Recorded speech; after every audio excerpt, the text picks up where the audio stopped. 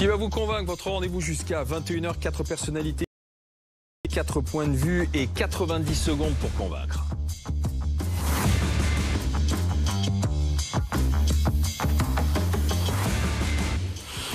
Ce soir, nous sommes avec Rokhaya Diallo, journaliste écrivaine. Il faut faire le ménage dans toutes les grandes écoles. Stop à la loi du silence sur les affaires sexuelles. Geoffroy Lejeune, directeur de la rédaction de Valeurs Actuelles, trappe un professeur de philosophie alerte. Il se retrouve protégé par la police. Mais on commence à dire qu'il raconte n'importe quoi. Attention, on a des vérités qu'on ne veut pas entendre. Le docteur Hélène Rossineau, médecin spécialisé de santé publique. Covid, protégeons les plus vulnérables et arrêtons surtout de les stigmatiser dans cette crise. Et puis Laurent Neumann, ce soir avec nous. Oui, aujourd'hui le gouvernement joue la carte de ne pas reconfiner. Il y a une pression de certains médecins. Il continue de tirer le signal d'alarme. Emmanuel Macron doit tenir bon.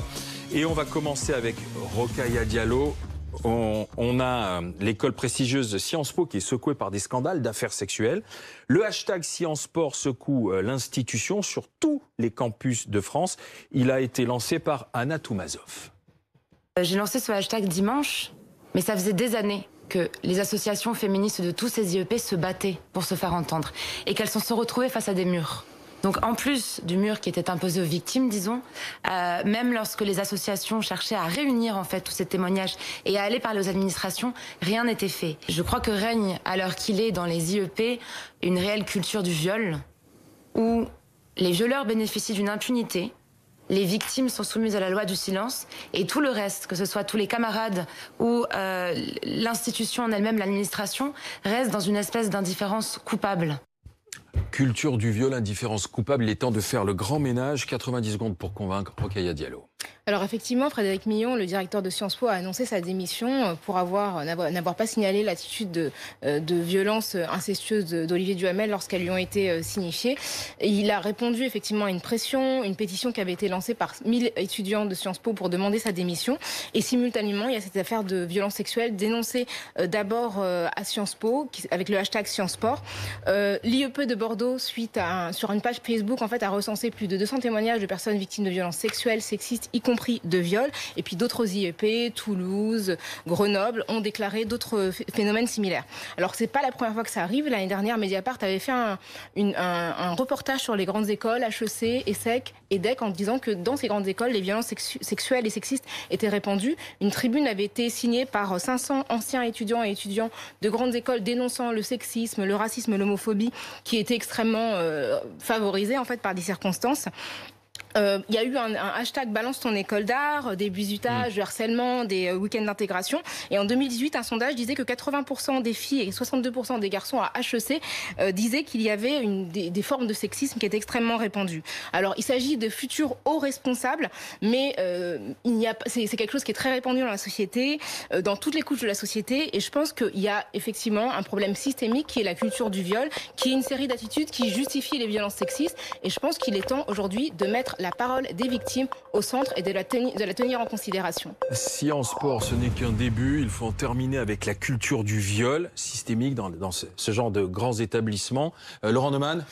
Écoutez, moi, ça fait 30 ans que je fais ce métier, ça fait 30 ans que j'entends à intervalles réguliers des affaires liées à des opérations de bizutage dans des écoles, pas seulement les grandes écoles, hein, d'ailleurs les facs de médecine, etc., les fameuses soirées d'intégration. Ça fait 30 ans que j'entends des ministres successifs promettre qu'on va régler le problème. Et année après année, à la faveur d'histoires, de faits divers, de révélations, de déclarations de victimes, on se rend compte qu'en réalité, rien n'est réglé. Il y a eu une loi en 97. On parle de culture du viol systémique dans ce genre d'établissement. Oui, est-ce qu'on doit aller jusque-là à parler de culture du viol? Mais on a tous autour de soi des récits d'enfants, d'amis, qui ont été dans ces écoles, qui ont dû participer parfois contre leur gré à ces soirées d'intégration, de bizutage, et qui nous ont raconté des scènes qui sont absolument insupportables et qui pour autant se répètent année après année comme si c'était, et je mets des guillemets, une tradition, un passage initiatique, un passage obligé. Bah non, à un moment donné, il faut dire non, et le plus vite sera le mieux, me semble-t-il. Et à chaque fois qu'on en parle, on nous promet que c'est fini, et ça continue. Geoffroy Lejeune. Écoutez, moi je suis en fait mal à l'aise avec la conclusion que tire Rokhaya. C'est-à-dire que il y a en effet ces témoignages que tout le monde doit écouter, il y a zéro sujet là-dessus, et on ne se divisera pas sur ça, mais c'est la traduction immédiate en culture du viol, comme Laurent Neumann. Moi j'ai envie de vous dire, je pense que le problème en réalité est bien plus grave que ça. Je suis d'accord pour dire qu'il touche tous les campus. En fait en réalité il touche des classes d'âge, en tout cas le moment où on devient un jeune adulte, et où en réalité ces témoignages en effet n'ont pas attendu aujourd'hui cette fameuse libération de la parole pour exister. Donc je me suis posé la question avant de venir ici. Je vais vous parler de mon cas personnel. En fait, moi je me souviens très bien du moment où j'étais adolescent et où en fait au collège, dès le collège, on a eu des initiations ou des cours d'éducation sexuelle. Et je me souviens très exactement de ce qu'on m'a expliqué à l'époque. On m'a expliqué que la sexualité était un dû en réalité, c'est-à-dire que on y avait droit, on pouvait à partir de 14-15 ans, je sais plus exactement en quelle classe c'était, et je crois que c'est pas pareil d'ailleurs partout, qu'en fait on avait le droit de goûter à ça, mais que la seule chose qu'il fallait qu'on retienne, c'était qu'il fallait savoir mettre un préservatif, et donc on avait ces fameux cours pour apprendre à mettre un préservatif. Je trouve, et je pense que ce sont ces cours, et c'est cette approche de la sexualité, de l'apprentissage de la sexualité, qui conduit au drame quelques années plus tard, quand vous vous retrouvez, quand vous vous retrouvez jeune adulte, en vous disant, j'y suis toujours pas passé, c'est un rite de passage, c'est une initiation, c'est comme ça que je vais devenir un adulte, et qu'à ce moment-là, vous faites n'importe quoi parce que vous êtes jeune, pas préparé, et surtout qu'on ne vous a jamais enseigné le lien, et je vais paraître très ringard, mais je pense qu'il existe le lien entre la sexualité et l'amour, le fait que c'est quelque chose qui est censé être beau, qu'on est censé respecter une femme quand on est un homme, et l'inverse est vrai de la même manière, qu'on est censé aussi également prendre cela au sérieux, que ça peut... Mais vous allez pouvoir répondre, Rokhaya.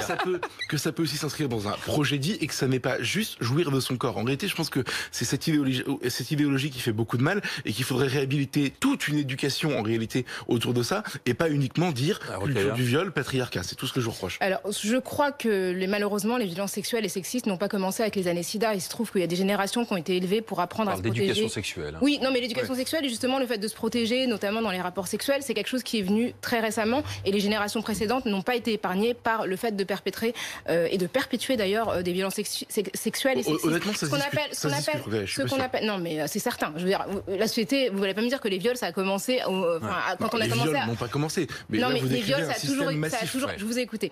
Les viols ont toujours existé. Ce qu'on appelle la culture du viol, en fait, ce sont des attitudes qui favorisent ou qui légitiment des circonstances de viol. Ce qu'on peut voir dans les écoles, c'est que parfois, certaines écoles sont plus attachées à leur réputation qu'à la protection des élèves et des étudiants. Donc on étouffe ces affaires pour pas entacher la réputation de l'établissement. Effectivement, c'est quelque chose de très important et qui leur tient à cœur. Et puis on vante aussi dans certaines grandes écoles les soirées d'intégration. Absolument, les soirées d'intégration. Alors là, ils font des fêtes et des trucs de dingue. Des situations où des femmes sont notées selon leur physique, c'est quelque chose de très très répandu dans les grandes écoles.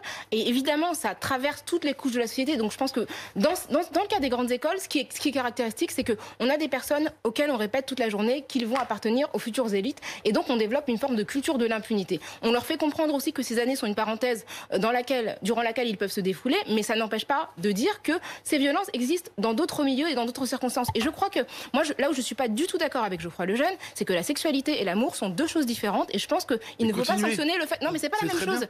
Il y a des gens pour lesquels, par exemple, il y a des personnes qui s'appellent des travailleuses du sexe, dont c'est le métier, et ça n'a absolument aucun rapport. On peut tout à fait. J'entretiens le système en disant que l'amour et le sexe c'est pas pareil. Mais oui, je veux dire, vous êtes quand même très naïf. Mais non, c'est pas à quel endroit. Non, mais là c'est une conception religieuse du sexe en fait. Mais c'est pas. Je suis désolée. C'est pas la même chose. Docteur Rossineau, et on va revenir sur cette loi du silence, cette culture du viol dans les grandes écoles. On va peut-être parler de ce qui se passe dans les facs de médecine aussi. Exactement, je pense que c'était fait exprès. Moi, je suis passée par les facs de médecine, très clairement, en fac de médecine, bizutage, soirée, sexe à volonté, consentement plus ou moins relatif, on va dire. C'est clair que c'est extrêmement répandu. D'ailleurs, consentement, c'est le mot que j'ai pas entendu dans ce que vous avez dit. Moi, mes cours d'éducation sexuelle, je me souviens de la capote. Je pense que toute notre génération y passait. Mais je me souviens aussi que j'avais une super prof qui avait insisté sur la notion de consentement. Et à mon avis, c'est pas assez répandu. Je partage pas forcément la notion qu'il faut absolument parler amour, relation longue, etc. Même si c'est important pour les premières fois, etc. En tout cas, d'expliquer qu'il y a plusieurs possibilités et de ne pas stigmatiser ceux qui ont envie de pratiquer le sexe juste parce que... Mais dans les facs, les universités, il y a cette tradition, il y a une culture, ou plutôt une notion de domination elle existe et puis elle est tue, elle est passée sous silence. Surtout, il y a une absence de dispositif en fait qui permet d'accueillir la parole des victimes, parce qu'en réalité ce qui manque aujourd'hui, c'est vraiment des circonstances dans lesquelles les gens se sentent suffisamment à l'aise pour témoigner des victimes, des violences dont elles sont victimes. Parce que tout à l'heure le patron de Sciences Po Bordeaux dit mais mon bureau est ouvert, personne ne vient me voir dans mon bureau à Sciences Po Bordeaux. Il dit la charte existe, je suis là à l'écoute et personne ne vient. Des étudiants disent qu'ils n'avaient même pas eu l'information relative à l'existence de cette charte-là. Ça veut bien dire qu'il y a un problème d'information. Docteur Rossino, allez-y. Nous, on retrouve quand même ce sentiment d'impunité. C'était pas grave, c'était fun, c'était une soirée, donc ça devait pas être forcément très grave. Et je pense qu'effectivement, il y a quelque chose sur lequel il faut vraiment travailler, sur ce côté. Le consentement est important. On peut s'éclater en soirée, ça n'empêche pas de s'éclater en soirée, mais remettre la question de on ne fait rien si on n'a pas vraiment envie de le faire. On ne fait pas picoler, parce que l'alcool est aussi un vrai problème. Les soirées étudiantes, on n'est quand même pas très sobre dans les soirées étudiantes. Donc la question du consentement devient quand même assez floue. Rappeler ces principes-là, sans stigmatiser, mais vraiment insister sur ça, sur les rentrées étudiantes et avant, moi je pense que ce serait important. Mais quand Rokhaya Diallo dit libération de la parole, oui, indiscutablement, il faudrait être fou pour dire le contraire. Quand elle dit impunité, oui, il y a une forme d'impunité. Là où je ne vais pas aussi loin que Rokhaya Diallo, c'est quand elle emploie le mot, et on l'a entendu tout à l'heure chez cette activiste féministe qui a lancé ce hashtag, quand elle emploie le mot de culture du viol. Pourquoi je ne vais pas jusque-là? Pour une raison extrêmement simple, c'est que ça laisse entendre que tous les étudiants de Sciences Po, que tous les étudiants en médecine pratiquent ce genre de culture, appliquent cette culture-là. C'est faux. C'est faux. C'est le fait d'une minorité qui pratique une forme d'impunité, ça ne fait aucun doute, mais une minorité quand même. Et il faut aussi le dire. Et donc, il ne faudrait pas que ce combat qui est totalement légitime, libérer la parole, oui. Mais en mettant sur la table ce mot de culture du viol, on laisse entendre que tout le monde, d'une certaine manière, est coupable. Et ça, c'est la limite de ce débat-là. Non, tout le monde n'est pas coupable. Tout le monde ne pratique pas ça. Donc il faut aussi avoir le courage de le dire, parce que sinon, malheureusement, j'ai peur qu'on porte préjudice à un combat qui est parfaitement légitime par ailleurs. Rokhaya Diallo. Quand on parle de culture du viol, on porte une analyse systémique. Ça veut dire qu'on est dans un contexte où la plupart des personnes qui sont victimes de viol ne voient pas les auteurs du viol sanctionnés. Et en ça il y a une culture du viol, parce que le fait de violer aujourd'hui, si la culture du viol, c'est qu'on vit dans un pays où le fait de violer, d'être accusé de viol, permet de devenir ministre de l'Intérieur, permet de recevoir des Césars et permet effectivement et la plupart des personnes qui sont victimes de viol ne voient pas les personnes qui les ont violées être sanctionnées. C'est ça la culture du viol, c'est qu'on est dans un environnement... Pardonnez-moi, le viol est un crime. Je ne vous ai pas interrompu. C'est un crime. Pardonnez-moi. Ben justement, c'est un crime. Donc voilà, il y a des gens... Non mais pardonnez-moi. C'est pas le viol qui a permis de venir. En tout cas, ça n'empêche pas. Ça n'empêche pas. Il y a eu des enquêtes quand même. Il y a eu des enquêtes. En tout cas, c'est le seul crime. Il y a la présomption d'innocence aussi. Le viol, c'est le seul crime pour lequel, si vous êtes accusé, de viol, c'est le seul crime pour lequel l'accusation n'est pas suffisamment infamante pour qu'elle vous empêche de mener une vie sociale normale. Le viol, dans le code pénal français, c'est un crime. Si vous êtes accusé de meurtre, vous n'entrez pas dans un gouvernement. On est d'accord. Donc c'est ce que j'appelle la culture du viol, c'est qu'on considère que c'est un crime qui n'est pas suffisamment grave. Donc quand quelqu'un va dénoncer une personne très bien placée qui a commis des viols incestueux, on va dire c'est pas grave et pendant 2 ans on va se taire jusqu'à ce que l'affaire éclate au grand jour et qu'on démissionne. C'est ça la culture du viol. C'est un contexte qui autorise les personnes accusées de viol à mener leur vie comme si de rien n'était. On va justement voir ce que vous en avez pensé de cette discussion et du propos porté par Rokhaya Diallo. Le hashtag SciencePort, la culture SciencePort, P-O-R-C-S, et la culture du viol systémique dans ce genre d'établissement. Docteur Rossino, convaincu ou pas? Plutôt. Alors c'est vrai que j'entends surtout une différence de vocabulaire. Dans les points de vue, vous avez l'air de vous rejoindre quand même sur la majorité, sauf que j'entends le « pas tous les hommes ». Qui revient quand même à chaque fois, c'est un peu la même chose, pas tous les étudiants. Moi, je comprends cette idée de système qui fait que même si tout le monde n'y participe pas, c'est une ambiance globale. Et c'est vrai que il faut en terminer avec ça. Il faut en terminer avec ça. Geoffroy Lejeune. Pas convaincu évidemment par le terme culture du viol. Je suis pas non plus convaincu par le fait de dénoncer un système tout en voulant perpétrer ses racines, c'est-à-dire ce que je parlais de l'éducation, quand je parlais d'éducation sexuelle. Et puis vous ne soulevez pas beaucoup de points qui sont extrêmement. Ce sont les racines du viol. L'éducation sexuelle, pour vous, c'est la racine. Je pense pas la phrase de Camus, un homme ça s'empêche tant que vous voudrez pas apprendre à empêcher et que c'est pas la jouissance illimitée. La jouissance n'est pas l'origine du viol. Vous n'aurez aucun résultat jamais. C'est grave de dire ça, en fait. Mais non, mais c'est très grave. Laurent Neumann. J'ai dit ce que je pensais du mot culture du viol, mais si le propos de Rokhaya, c'est de dire fin de l'impunité, 1000 fois oui. Convaincu, Laurent Neumann. On va écouter le docteur Hélène Rossineau, médecin santé publique à Nancy. Assez de débats aujourd'hui qui tournent au qui doit être confiné ou non. Doit-on confiner plutôt une tranche d'âge ou une catégorie de personnes? Les plus fragiles doivent être considérés, protégés et non pas stigmatiser ou montrer du doigt. 90 secondes pour convaincre. Docteur Rossineau, top chrono, c'est à vous. Tout ça, c'est de la faute des vulnérables. On se sacrifie à cause des vulnérables. Alors ça, si vous allumez la télé, la radio, ou même que vous écoutez vos amis, vous risquez de l'entendre. C'est devenu quasi banal de dire aujourd'hui qu'il faut enfermer une partie de la population pour enfin revivre. Au minimum, on leur ordonne de s'auto-confiner, comme si les personnes âgées, les personnes malades n'avaient pas encore compris, depuis le temps, que le Covid, c'était dangereux pour elles. Moi, je vois monter une opposition assez violente entre les vulnérables et ceux qui sont persuadés qu'ils sont invulnérables. Mais ça n'a pas de sens, ça. Outre l'éthique et le juridique, même médicalement, ça n'a pas de sens. Même si on imaginait sortir de la photo les personnes vulnérables, et encore, c'est pas faisable, une libre circulation du virus dans la population générale, ça signifie quand même des morts, mais surtout des séquelles et des Covid longs. Donc, il faut arrêter de raisonner comme ça. Je sais qu'aujourd'hui, il y a beaucoup de gens qui souffrent, qui n'en peuvent plus, qui en ont marre. Ça, je le comprends très bien. Mais mettez-vous à la place des vulnérables. Vous pensez que c'est drôle d'être confiné non-stop depuis presque un an? Parce que les vulnérables, pour beaucoup, ne sortent déjà pas de chez eux.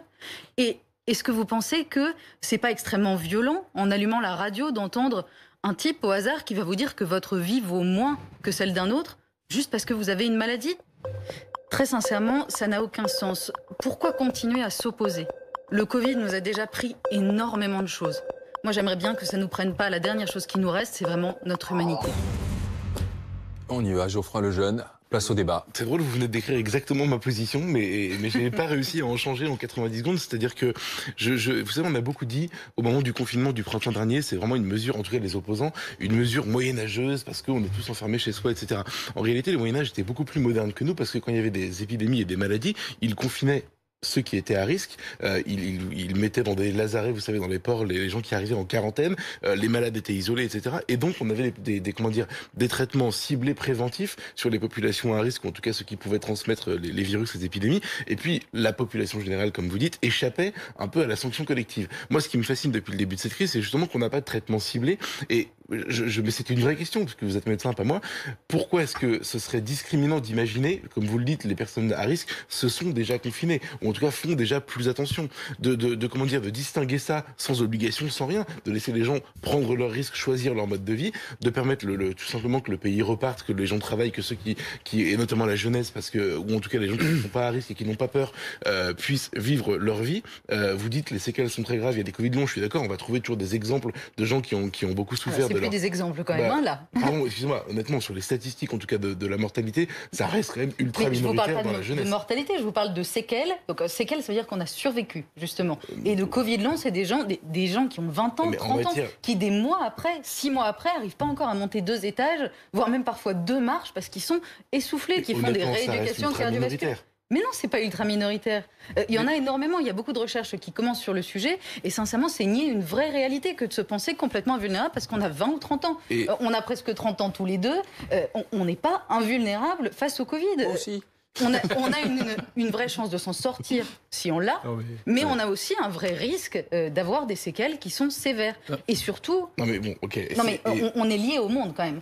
Les personnes vulnérables sont des personnes comme vous et moi. En général, elles ont des familles. Donc déjà, les familles vont travailler. Donc les personnes vulnérables ont tendance à s'auto-confiner. Elles font ce qu'elles peuvent, mais elles ont quand même un contact avec l'extérieur. Il faut bien manger, il faut bien vivre. Et d'ailleurs, quand on a confiné les EHPAD à 100%, ça n'a pas empêché certains EHPAD d'être complètement décimés parce qu'on leur a rapporté le Covid. Laurent Neumann. Non, mais j'ai envie de vous poser une question, non pas au docteur, parce que je suis 1000 fois d'accord avec tout ce que vous venez de dire, mais à Geoffroy Lejeune. Vous connaissez un pays au monde qui a osé faire ce que vous prenez ? Même une dictature sanitaire comme la Chine n'a pas osé faire ça. Confiner les plus vieux. Mais j'ai pas dit ça. Moi, j'ai demandé de donner la liberté aux gens. Je connais aussi des personnes à risque. Si vous les confinez. J'ai lu des lettres déchirantes de personnes âgées, très âgées, qui disaient moi, je veux passer un dernier Noël. Très bien. Mais répondez à ma question. Ça aussi, ça existe, mon cher Laurent. Geoffroy Lejeune. Mais moi, je vous parle de liberté, justement. Répondez à ma question. Est-ce que vous connaissez un pays au monde qui a osé faire ça ? Mais il ne veut pas faire ça. Et vous le savez. Je ne veux pas ça. Et en plus, je ne veux pas ça. Et en plus, je veux au contraire donner la liberté aux gens. Il veut plus de confinement. La responsabilisation. En plus, le prôner dans un pays comme la France, qui a quand même trois mots écrits au fronton de tous ses bâtiments publics, liberté, égalité, fraternité. Je prône exactement ça. Liberté de se confiner ou pas se confiner, égalité de traitement puisque tout le monde fait ce qu'il veut, et fraternité parce que si vous avez envie d'aller voir vous êtes d'accord alors ? Il ne faut pas montrer les personnes âgées ou les personnes vulnérables. Vous êtes vous la ligne radicale des covidistes fous qui voulaient confiner en permanence. C'est un nouveau parti, c'est ça ? Oui, c'est le nouveau parti, c'est très connu. Covidiste. Bien sûr, le covidisme radical. PCH, parti des covidistes fous. C'est rarement bon quand on met isme. Et vous êtes toujours du côté des interdictions, c'est ça que je note aussi. Moi, je suis le contraire d'une dictature. Je voudrais laisser les gens faire ce qu'ils veulent. Mais sauf l'éducation sexuelle. Là, Rokhaya Diallo, est-ce qu'aujourd'hui on stigmatise les plus fragiles ? Il faut arrêter. Disons que moi, ce qui me gêne effectivement dans ce discours dominant, c'est l'idée selon laquelle seule une minorité serait potentiellement exposée à un danger, et donc on ne peut pas conditionner à une minorité le comportement de la majorité. Oui, mais il y a des gens qui sont contre ça. Or moi, ce que je pense, c'est qu'on vit quand même. Enfin, quand on est dans un pays démocratique, le rôle de la majorité, c'est de protéger les minorités. C'est-à-dire que c'est pas parce qu'on est minoritaire qu'on n'a pas le droit d'avoir une vie qui soit protégée. Et notre responsabilité collective, je pense qu'elle est de faire en sorte, en tout cas, que les personnes qui sont minoritaires du fait de leurs conditions de santé soient protégées par nous. Après, là où je me pose des questions, c'est sur la situation qui perdure et sur la manière dont on va peut-être devoir commencer à repenser une organisation sociale qui tienne compte d'une situation qui va durer, qui va probablement durer beaucoup plus longtemps que prévu, et que dans ce qu'on appelle notre santé, il va falloir tenir compte non seulement de la santé mentale, mais aussi de tout ce que procurent en termes de santé les relations quotidiennes. Mais encore une fois, donc il ne faut pas hésiter à dire à ce moment-là, à permettre à une partie du pays de revivre et dire à une autre, vous êtes plus fragile, protégez-vous et faites attention. Non, je pense qu'on peut pas l'isoler. Je pense sans passer par la loi, simplement en le disant en parole. Mais je crois que les personnes fragiles prennent leurs responsabilités déjà spontanément. Elles le font, elles se protègent. Elles se protègent de manière totalement spontanée. Donc je pense qu'elles ont l'attitude qu'il faut par rapport à leur propre protection. Après, c'est à nous de voir de quelle manière collectivement on peut s'organiser pour à la fois continuer à vivre, tout simplement parce qu'on ne peut pas se mettre sous une cloche pendant autant de mois, tout en ne faisant pas prendre de risques à d'autres et tout en n'ayant pas ce discours en disant oui mais bon, il n'y a que des vieux ou des personnes vulnérables pour d'autres raisons qui souffrent, et on ne va pas tous s'arrêter pour eux. Qu'y a-t-il de stigmatisant à dire aux personnes vous êtes fragiles, prenez plus de précautions que d'autres, restez davantage chez vous que d'autres? Ça, pardon, c'est pas du tout stigmatisant. D'ailleurs, le gouvernement le dit. Auto-confinez-vous, faites attention à vous. D'ailleurs, il le dit. Quand on dit auto-confinez-vous, on entend tout de suite des associations, même de personnes âgées ou autres, ou malades dire attendez, non, ne nous montrez pas du doigt, c'est pas comme ça qu'on doit faire. Tout le monde est confiné quand il y a un confinement qui est annoncé, tout le monde est sous couvre-feu quand il y a un couvre-feu qui est annoncé. Donc il y a zéro. Heureusement. Non, mais il y a zéro distinction dans. Heureusement. Non, mais non, pardon. C'est pas. Enfin, je veux dire, quand il y a une situation qui touche de manière différente, des populations différentes, c'est un peu dommage d'avoir une solution unique. Le virus circule dans la population générale, il circule pas tout le monde de la même manière. Mais vous le transmettez de la même manière. Mais il n'a pas les mêmes conséquences sur moi que sur mon arrière-grand-père, qui d'ailleurs n'est plus de ce monde. Mais faisons un peu de fiction. Imaginez un instant que toutes les personnes âgées et vulnérables soient confinées. Et qu'elles le soient strictement. Mais elles le sont déjà. Attendez, je vais jusqu'au bout. Est-ce que vous croyez sérieusement que le problème serait réglé ? Que le virus cesserait de circuler ? Mais c'est une blague de raconter ça. Laurent, la circulation du virus en soi n'est pas un problème. Ce qui est grave, bien sûr que c'est un problème. C'est l'engorgement des hôpitaux et le manque de lits en réanimation et la mort. C'est ça le drame contre lequel on est censé se battre. C'est pas la circulation du virus. Il circule depuis un an. Alors, qu'est-ce que vous voulez qu'appelez-vous population fragile finalement alors ? Qui sont les fragiles ? Alors, bien entendu, les personnes âgées, mais pas si âgées que ça, parce que il y a une étude qui est sortie hier, une énorme étude qui s'appelle Epiphar, qui montre que on a déjà un risque de décès multiplié par 12 à partir de 60 ans par rapport à ceux qui ont 40 ans. Alors là, je pense que si on parlait de confiner les 60 et plus, on aurait un tollé général. C'est déjà qu'on a du mal à regarder sur 75 et plus. Quand on voit tous ceux qui défilent sur les plateaux, qui sont des hommes un peu en surpoids, de très largement plus de 60 ans et qu'on devrait renvoyer chez eux... Bon, c'est une réalité aussi. Comment ? C'est une réalité aussi. Oui, c'est une réalité aussi. Et qui va à l'hôpital, c'est quand même des statistiques qu'on voit maintenant qui viennent de l'hôpital aussi, de qui arrive à l'hôpital. Non, mais si vous confinez les plus de 60 ans et les personnes vulnérables, il faut dire la vérité aux gens, c'est la moitié de la population française. Très largement. Non, mais c'est pas une question de les confiner, c'est de leur dire qu'ils doivent davantage faire attention et se protéger. Attention à eux, très sincèrement. On a les malades chroniques, mais ça commence à des pathologies qu'on peut considérer comme pas forcément très grave. Il n'y a pas que les cancers. Le diabète, ça suffit à faire de vous quelqu'un de vulnérable. L'obésité, c'est la même chose. L'hypertension, c'est la même chose. Toutes les maladies cardiovasculaires, les maladies respiratoires, les maladies neurodégénératives, certains handicaps, comme la trisomie 21, ce sont des millions et des millions de personnes en France. 25 millions de personnes. Exactement. Voilà. Exactement. Il y a déjà 35% de la population française en 2018 qui avait une maladie chronique. Je ne sais pas si vous vous rendez compte. C'est quand même extrêmement important. Et quand je dis ne pas stigmatiser, c'est ne pas mettre la faute sur eux. Parce que c'est ce qu'on entend quand même beaucoup.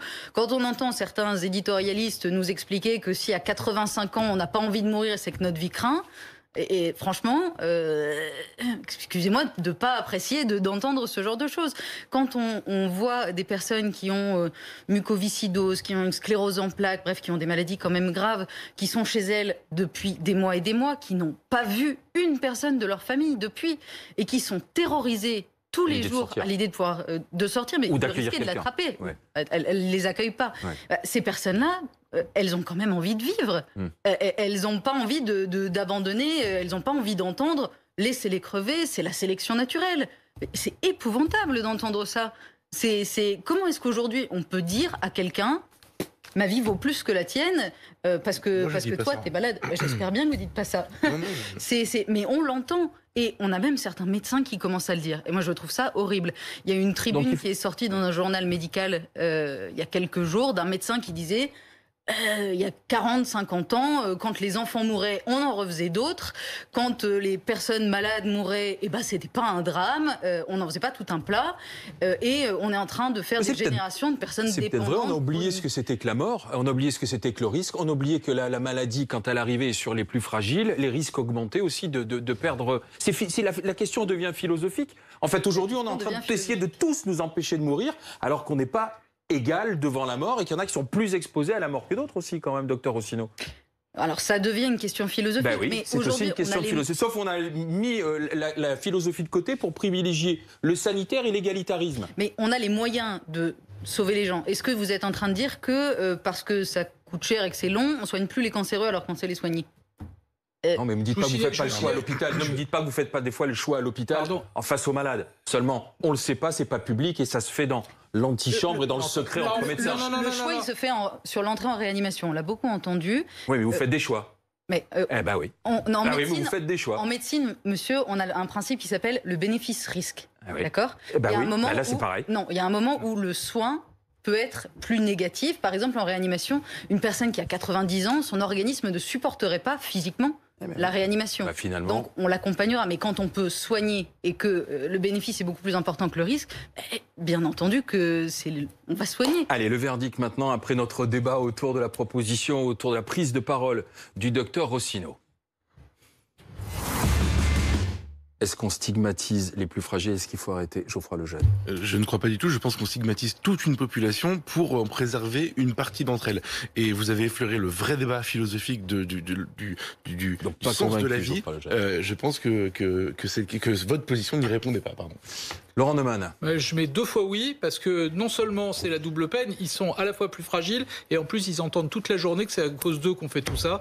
Ça doit être dur à vivre. Convaincu pour Laurent Neumann. Rokhaya Diallo. Je suis convaincu également. Je pense que collectivement, si on partage un destin politique, on doit effectivement faire en sorte de tous lutter ensemble contre un risque.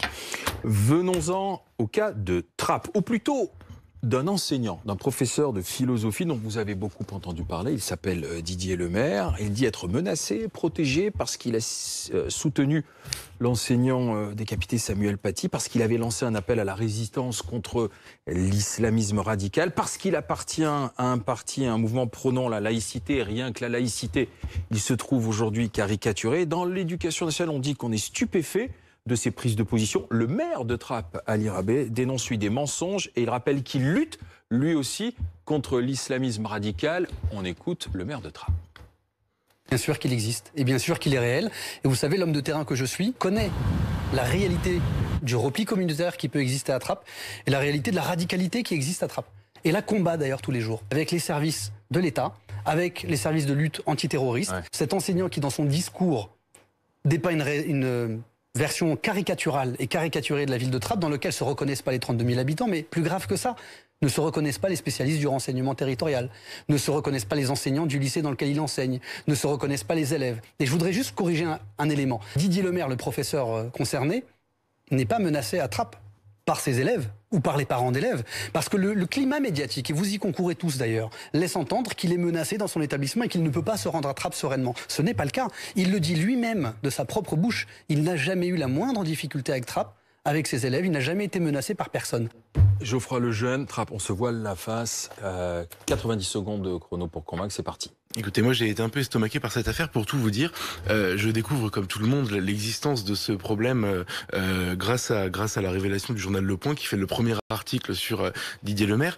Et en gros, si on doit résumer, il fait une tribune dans le Nouvel Obs, dans l'Obs, pardon, qui est un journal plutôt classé à gauche, pour dénoncer cet appel pour soutenir Samuel Paty, comme vous l'avez dit tout à l'heure, qui est après sa décapitation.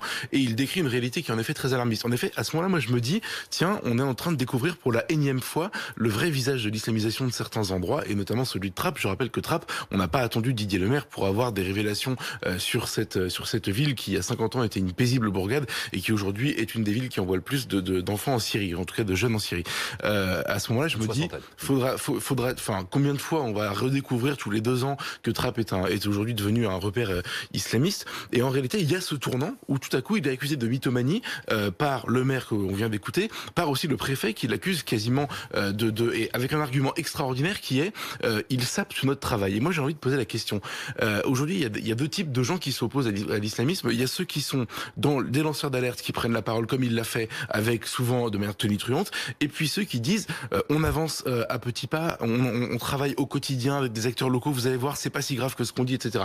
Moi je considère que la situation est gravissime. Trappes, à mon avis, comment dire, la description n'a plus besoin d'être faite puisque le cas de cette ville a été réglé depuis longtemps, et je demande juste combien de fois faudra-t-il qu'il y ait un Samuel Paty qui meurt pour qu'on les écoute enfin?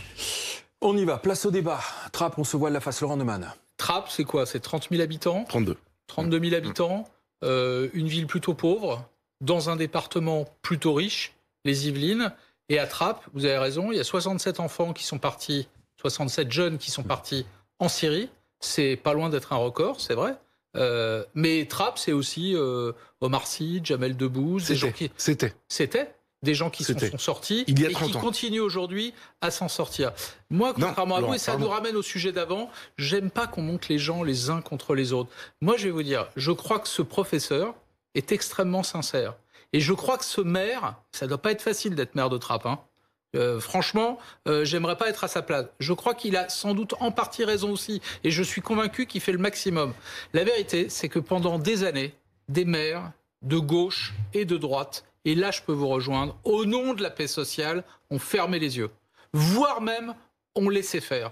Je crois que cette période-là, elle commence à être révolue. Je dis bien, elle commence à être révolue. Et moi, je crois dans la sincérité de ce maire et je crois dans la sincérité de ce professeur. Ils viennent tous les deux de la même ville, ils vivent tous les deux la même réalité. Oui, il y a de l'islamisme à Trappes, c'est une certitude. Et ceux qui disent le contraire sont des menteurs. Et pour autant, il faut combattre cet islamisme Et ça se fait pas d'un claquement de doigts. Alors, voilà ce que je pense. Évidemment, c'est pas un claquement de doigts. Moi, je fais pas le procès là-dessus. Je suis pas maire, donc c'est pas mon problème. Non, ce qui est intéressant, c'est justement la manière de minimiser le problème dans l'espace public, y compris sur votre plateau. Ou d'essayer plateau. de le disqualifier maintenant. De disqualifier le lanceur d'alerte qui est menacé.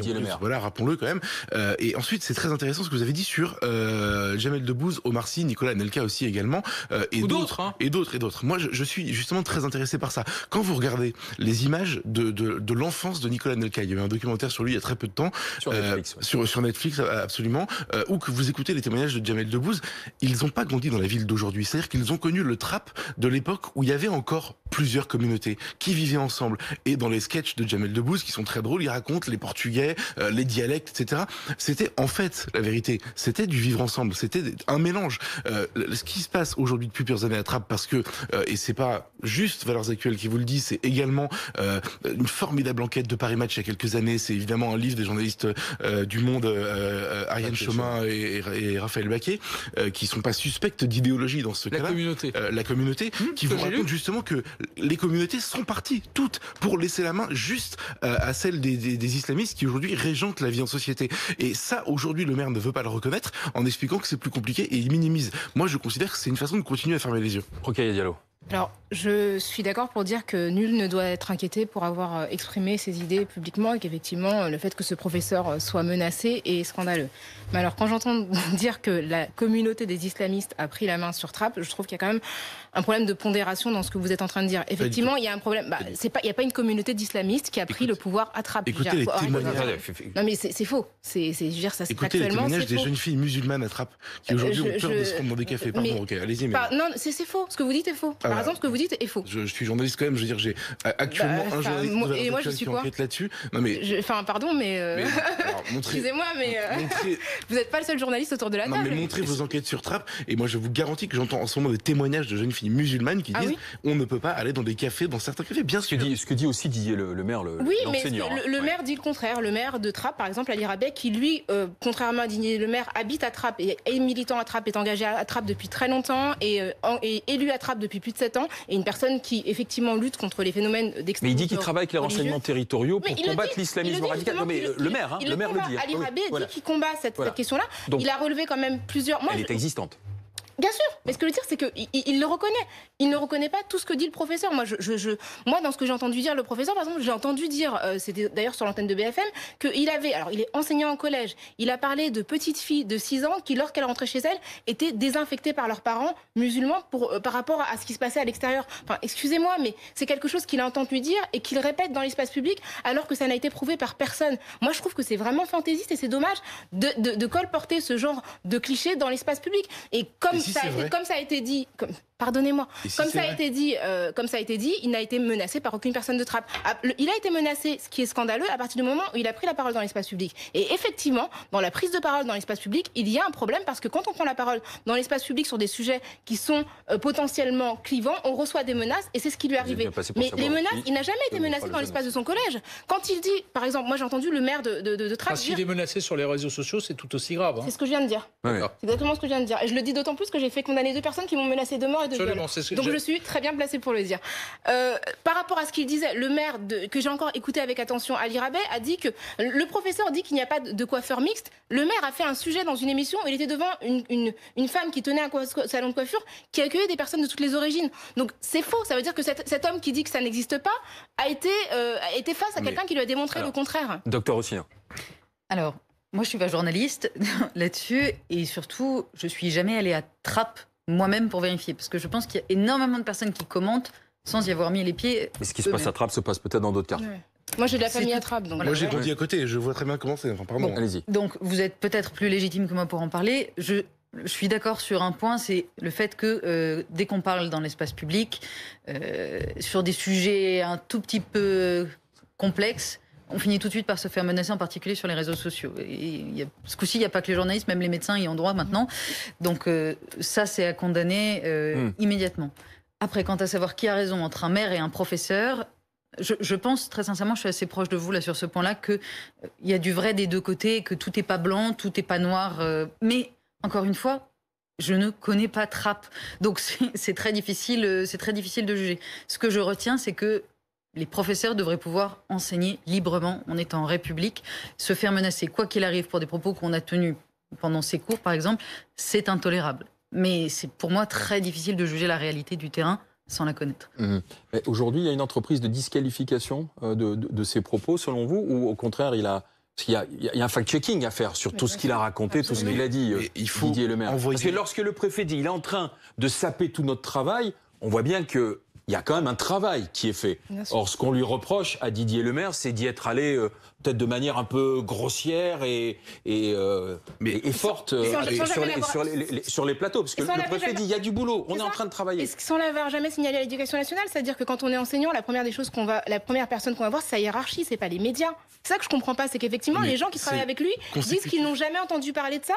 Et la première fois qu'il s'exprime, c'est dans les médias. Et effectivement, par la suite, il fait le tour des plateaux. Parce que c'est curieux quand même. Mais parce qu'il est en train de répondre à des menaces. Ensuite, sur la question des coiffeurs mixtes, où je n'ai pas répondu, c'est hyper intéressant parce que on répond, c'est pas du tout aussi grave que ce qu'il dit. On peut comprendre sa colère, sa peur et son émotion. Et on va dire, regardez, j'ai trouvé un coiffeur mixte, ça veut dire qu'il dit n'importe quoi. Il a accusé le maire, par exemple, de l'avoir qualifié de racisme et d'islamophobie. Le maire dit que ce n'est pas vrai. Il l'attaque en diffamation. Donc il y a encore autre chose qui semble faux. Juste de vous dire une chose qui parce que on a vécu et notamment ensemble, on en a débattu d'ailleurs après l'assassinat de Samuel Paty, et à ce moment-là il y avait une forme de consensus dans les médias notamment pour dire plus jamais ça, et on a refait le fil et on s'est rendu compte au bout de quelques semaines qu'en réalité Samuel Paty, au moment où il a eu ses problèmes, le début de ses problèmes, l'inspection académique lui envoyait quelqu'un dans sa classe pour le rappeler à ses obligations de neutralité devant ses élèves. Et moi pardon de le dire, mais s'il faut que les gens soient décapités pour qu'on commence à écouter ce qu'ils avaient à dire, c'est un grave problème. Donc peut-être que vous le trouvez excessif, c'est votre droit, vous avez le droit de remettre en question, etc. Envoyons le plus possible d'équipes de journalistes pour montrer la réalité de la ville de Trappes, mais si vous voulez que ça s'arrête, il va falloir à un moment donné prendre au sérieux le lanceur d'alerte avant qu'il soit assassiné. Voyons, Trappes, on se voile la face, voyons ce que vous avez pensé, la prise de position de Geoffroy Lejeune et puis du débat qui en a suivi. Laurent Neumann, convaincu ou pas? Non. On ne se voile pas la face, moi je suis désolé. J'ai lu le livre de Ariane Chemin et de Raphaël Baquet. J'avais lu le livre de Davet et l'homme sur l'islamisation de la Seine-Saint-Denis, si ma mémoire est bonne. Pardon, on ne se voile pas la face. Ceux qui ne veulent pas voir ce qui se passe, ils ont toutes les informations sous les yeux. Et je vais aller plus loin. Je pense que ce professeur et ce maire, en réalité, ils sont dans le même camp. Ils luttent contre l'islamisme et c'est bien. Rokhaya Diallo. Je ne suis pas convaincue non plus. Je pense que c'est un sujet dont on parle beaucoup. J'ai pas l'impression que les gens soient en train de l'enfuir sous le tapis. Dès lors que le prof a exprimé le fait qu'il était menacé, on l'a vu partout en l'espace de même pas une semaine. Donc je pense pas qu'on néglige la parole de cette personne. Docteur Rossineau. Pas convaincu non plus. Je pense que c'est beaucoup plus nuancé que ça et que d'annoncer immédiatement on se voile complètement la face, etc. C'est beaucoup trop exagéré. Laurent Neumann, c'est lui qui va conclure, qui va vous convaincre ce soir. Le gouvernement fait le pari du bon comportement des Français. Les chiffres déclinent. Ça, c'est la nouvelle expression du jour, politiquement correcte. On est sur une pente déclinante. L'hypothèse du reconfinement n'est pas à l'ordre du jour. Et pourtant, d'éminents professeurs de médecine continuent concernant le Covid de tirer la sonnette d'alarme. Il suffisait d'écouter le professeur Pialou ce matin, invité de Jean-Jacques Bourdin sur RMC et BFM TV. Sur le strict point de vue sanitaire, on ne voit pas comment on peut échapper à un confinement. Mais dans le mot confinement, il y a plein de choses. Il y a aussi des gens et des régions où les règles de mesures barrières ne sont pas respectées et où le virus circule. Peut-être que dans ces régions-là ou dans ces villes-là, il faut avoir un confinement localisé géographiquement et localisé à certaines populations. Oui, c'est une possibilité.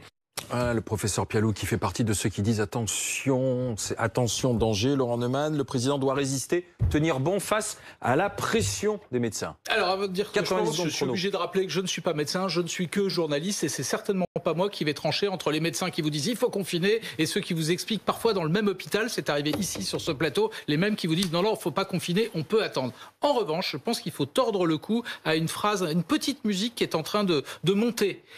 Il faut confiner de façon courte mais dure pour pouvoir très vite ensuite reprendre une vie normale. Je pense que cette phrase, elle est totalement fausse. D'abord, confiner sur une période courte, mais qui peut dire ça? Tous les confinements qui ont eu lieu ont duré au minimum 2 mois, pas seulement ici, mais ailleurs. Et qui dit aujourd'hui qu'un confinement de 2 mois dur, où tout serait fermé, suffirait?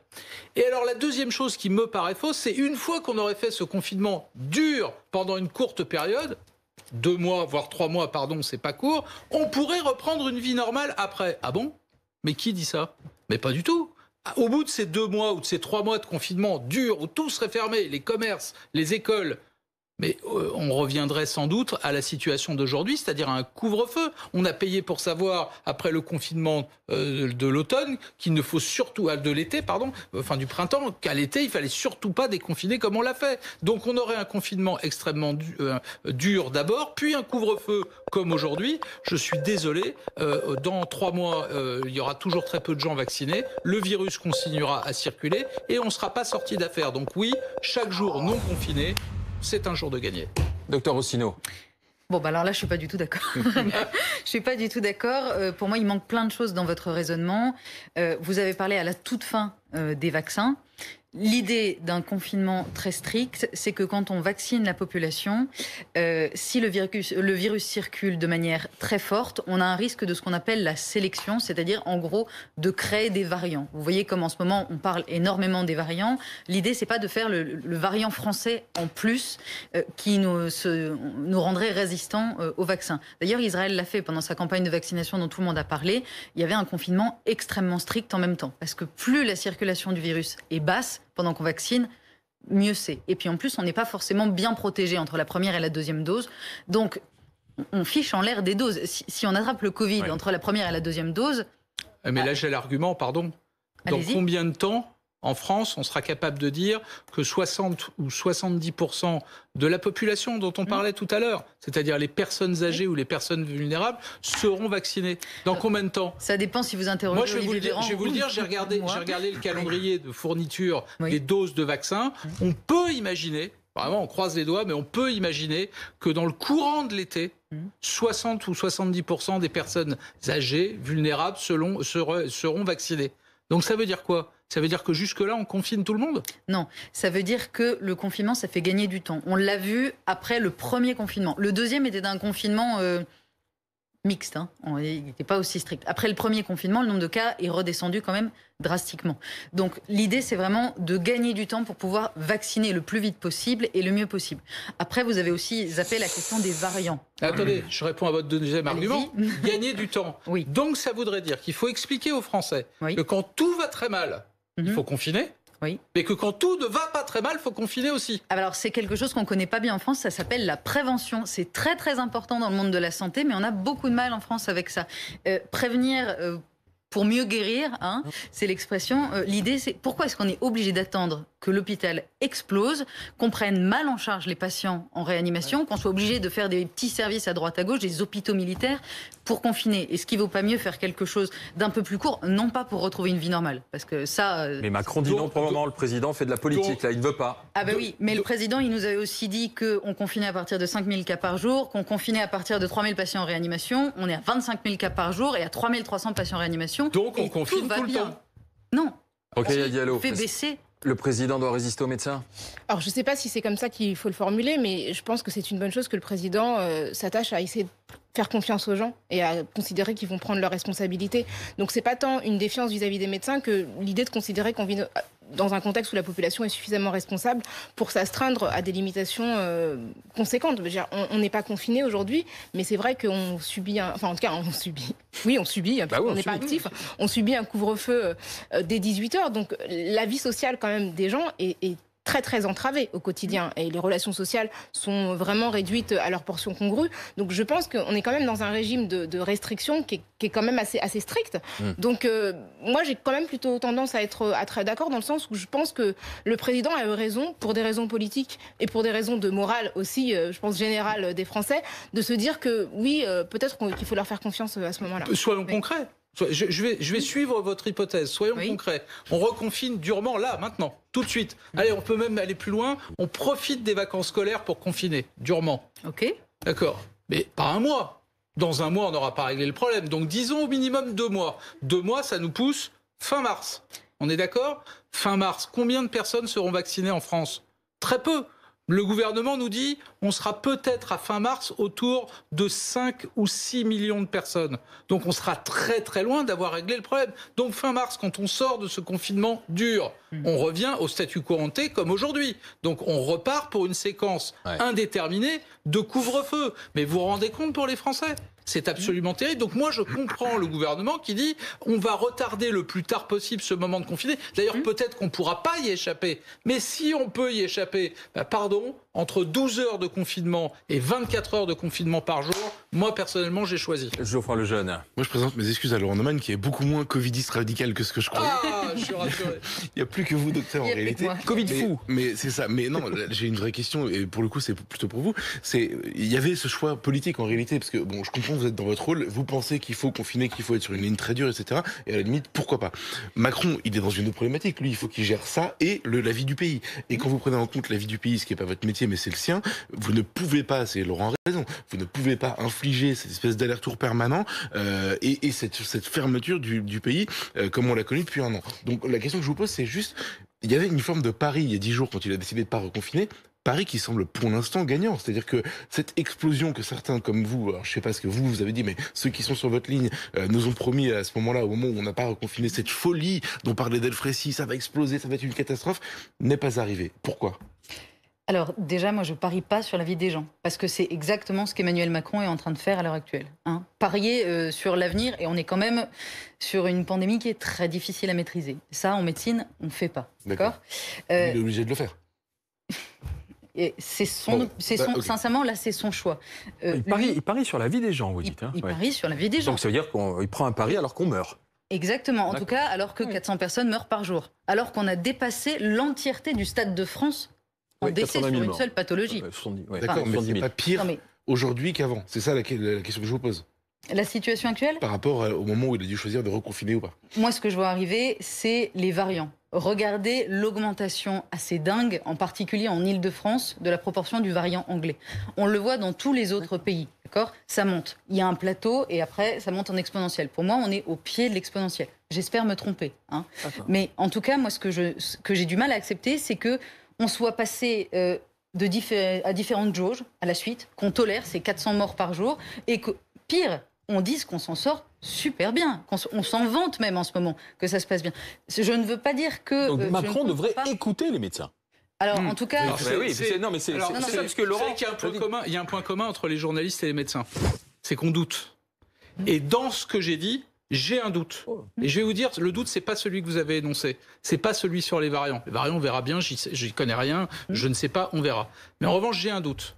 Je ne sais pas si les personnels hospitaliers seront capables de tenir. Parce que c'est vrai que les chiffres sont en dessous. Il a raison, Geoffroy Lejeune. Les chiffres sont en dessous de l'automne et même du printemps.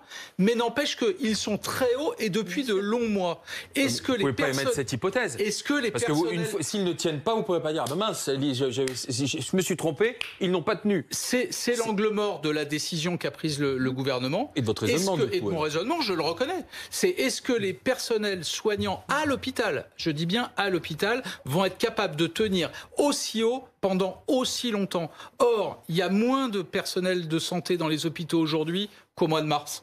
Les infirmières, des infirmières sont parties, certains sont malades, certains ont fait des burn-out. Est-ce qu'ils sont capables de tenir ? C'est le doute que j'ai. Mais sur le plan des principes, oui, 12 heures plutôt que 24 heures. Et oui, si on peut s'éviter un confinement, je continue à penser que c'est mieux. Bon, justement, on va voir ce que vous en avez pensé après la démonstration de Laurent Neumann.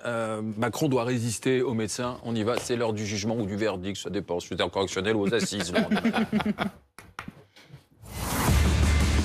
Allez, docteur Rossineau. Je suis bien embêtée, il s'est rattrapé sur la fin. Non, mais le départ, pas convaincu. Non, au départ, pas convaincu. Mais merci pour le petit changement sur la fin. D'accord, pas convaincu, le docteur Rossineau, par cet appel de Laurent Neumann. Macron doit résister aux médecins. Geoffroy Lejeune. Absolument convaincu. Il leur a donné le pouvoir pendant quasiment un an. Il a pris toutes ses décisions en fonction de ce qu'il disait. Aujourd'hui, il reprend un peu la main. Et je trouve que c'est une bonne nouvelle pour la politique, au moins. Rokhaya Diallo. Moi, je suis convaincue aussi, mais pas pour la défiance aux médecins, mais plus pour la confiance au peuple. Et pour une fois, le vrai sens politique, prenons le pouls du peuple, tout simplement. Et Laurent Neumann, vous avez 2 sur 3, c'est pas mal. 2 sur 3, effectivement, c'est plutôt pas mal. On se retrouve demain, 19h, 120% News et à 20h, qui va vous convaincre. Dans un instant, le dézoom avec Aurélie Casse. On va reparler justement de la stratégie politique et la stratégie sanitaire face au Covid qui, pour le moment, semble tenir. Et puis le point aussi sur ce hashtag qui a été lancé pour libérer la parole dans les grandes écoles françaises, en particulier Sciences Po, le hashtag Sciences Sport après toutes les affaires de harcèlement et de violence sexuelle. À demain 19h.